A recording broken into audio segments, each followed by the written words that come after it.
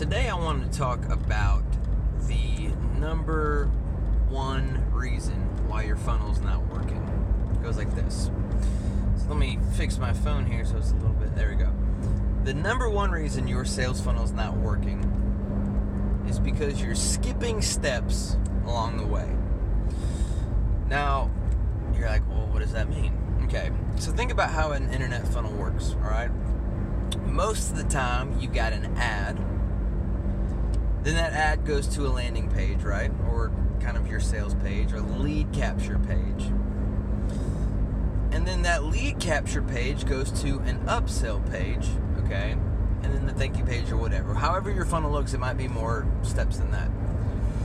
But the problem lies here is that you're trying to sell that back-end product through the ad. And that's inherently a problem because your ad is not supposed to sell the product. Your ad should sell the click to the landing page, okay?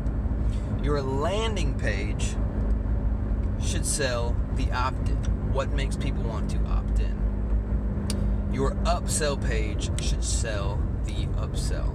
So you shouldn't start with the ad and then just say, buy now, and start selling your product. All you're trying to do with that ad is sell the click.